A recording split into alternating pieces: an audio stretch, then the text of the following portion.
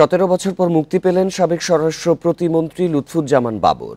বৃহস্পতিবার দুপুর 2টার দিকে কেরানীগঞ্জে ঢাকা কেন্দ্রীয় কারাগার থেকে বের হয়ে আসেন তিনি। এ সময় তাকে ফুল দিয়ে বরণ করে নেন নেত্রকোনা থেকে আসা সমর্থক ও বিএনপির নেতাকর্মীরা। নানা কারণে রাজনৈতিক অঙ্গনে আলোচনায় ছিলেন বিএনপি সরকারের সাবেক স্বরাষ্ট্র প্রতিমন্ত্রী লুৎফুজ্জামান বাবর। ১/11 সরকারের সময়ে ২০০৭ সালের ২৮ মে তাকে আটক করা হয়।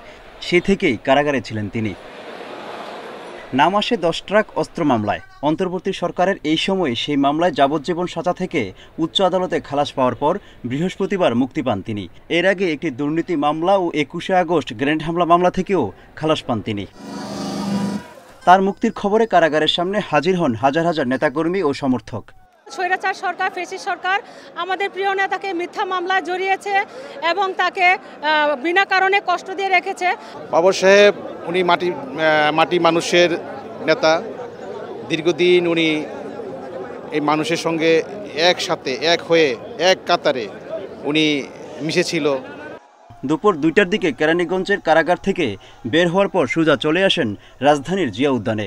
জিয়ারত করেন বিএনপির প্রতিষ্ঠাতা শহীদ জিয়াউর রহমানের মাজার। সেখানে নেতাকর্মীদের উদ্দেশ্যে বলেন, দেশ ও জনগণের সামনে যা কিছু আসুক মোকাবিলার জন্য প্রস্তুত তিনি।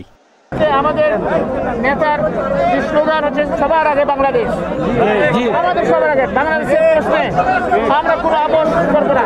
এই সময় বিএনপির স্থায়ী কমিটির সদস্য নজরুল ইসলাম খান বলেন, বাবরের মতো নেতাদের বছরের পর বছর কারাবন্দী করে রেখেছিল আওয়ামী লীগ সরকার। ডান বাম মধ্য বাম সবাইকে যুগপৎ আন্দোলনে একত্র করেছেন আমাদের ভারপ্রাপ্ত চেয়ারম্যান জনাব তারেক রহমান। আর আন্দোলনের সেই বেগ আরও বেশি বেগবান হয়েছে জুলাই আগস্টের ছাত্র শ্রমিক গণঅভ্যুত্থানের মধ্য দিয়ে। লুৎফুজ্জামান বাবর নেত্রকোনা ৪ আসন থেকে প্রথম সংসদ সদস্য হন ১৯৯১ সালে স্বতন্ত্র প্রার্থী হিসেবে। পরে বিএনপিতে যোগ দিয়ে ১৯৯৬ ও ২০০১ সালেও নির্বাচিত হন তিনি। Mohammad Omar Faruk, independent news, Dhaka.